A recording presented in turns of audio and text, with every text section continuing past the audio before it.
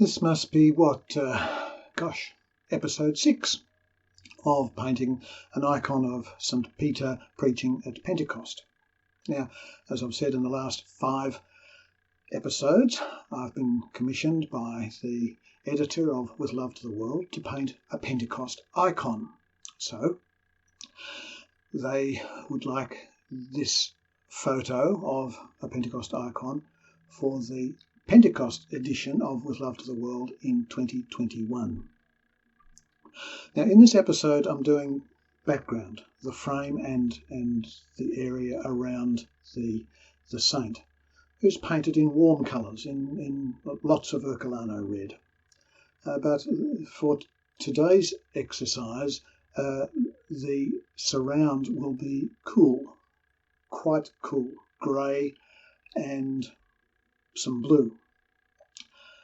I'd thought that the blue bits might be bright blue, and I did that and looked at it and didn't like it, so changed it. I thought I would put some flames in the frame as per there were tongues of fire alighting on the apostles' head as symbols of the Holy Spirit, and I did that and didn't like that either. So the result is much simpler.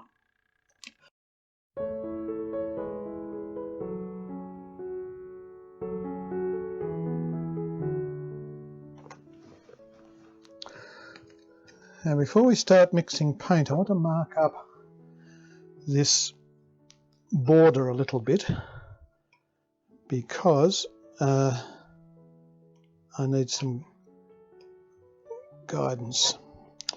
I'd measured this centre here, and this measurement here is 2 widths of the frame. This distance to here is the same distance as there to there. Why is that? Because I'm using a convention in which a cross is put in the border, in the frame. Usually this axis of the cross is central. However, this is a cross of St. Peter, and St. Peter was crucified on an upside down cross. So this is representing that upside down cross.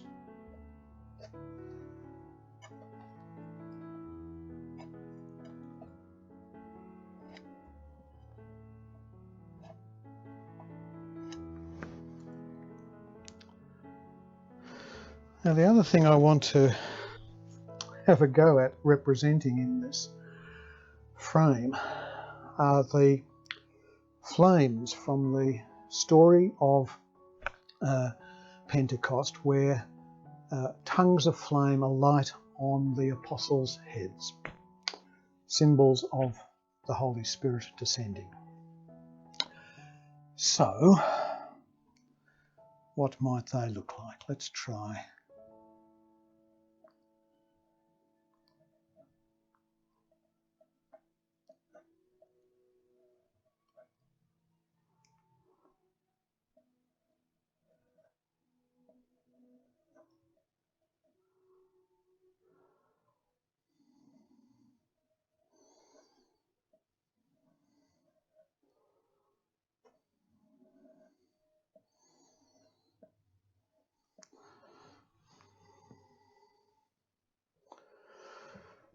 And on this side,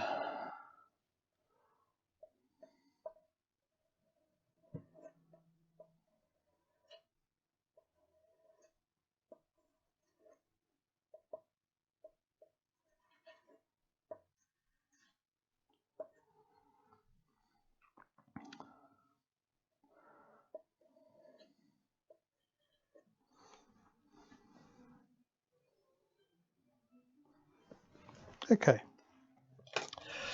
Now we need a mixture of, I said we would have some really cool colours for the background. Well, for this background here, we're going to have as cool a colour as we can get, and that is the titanium grey.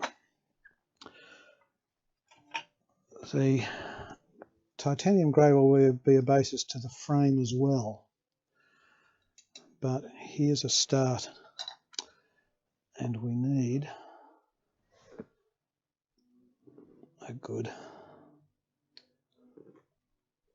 brew of titanium grey.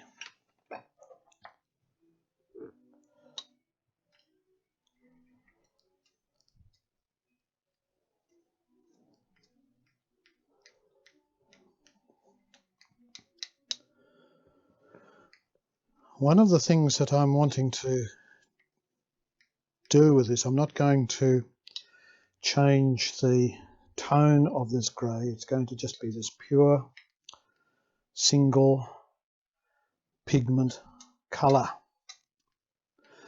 The rest of it will. The frame will be a different grey, but I'm going to be doing quite a lot of writing onto this in a few days' time when this is quite dry. And if there are any mistakes made, it's going to be easier to correct them with this straight colour grey than if I've got to try and match it by mixing a different a combination of colours. So with my large squirrel brush, I shall apply this pigment.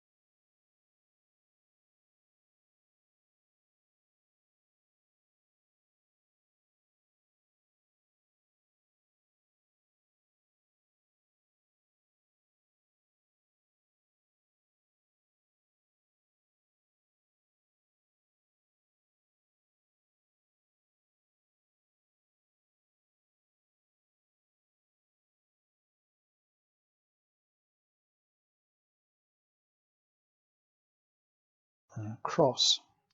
For For the cross, we're going to use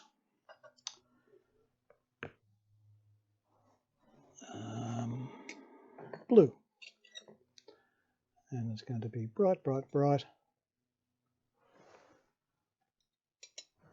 ultramarine blue. I don't like the blue. It is too bright and blingy. It has to change. I have mixed titanium grey with ultramarine blue to see if this is... Well, a couple of things just didn't work. The flames on the frame didn't work, and I've just got rid of them. I want to go much more simple than I had before. A question I often ask, particularly if I'm doing something a bit unusual with regard to iconography. What would Rublev do? Now, Andrei Rublev didn't have masking tape, but I do. Well, I do now. I've just been to Bunnings to get my frog tape, and I've got this tape which is particularly suited for delicate surfaces, and I figure that an egg tempera bit of painting that was only done yesterday is delicate. So let's do some masking.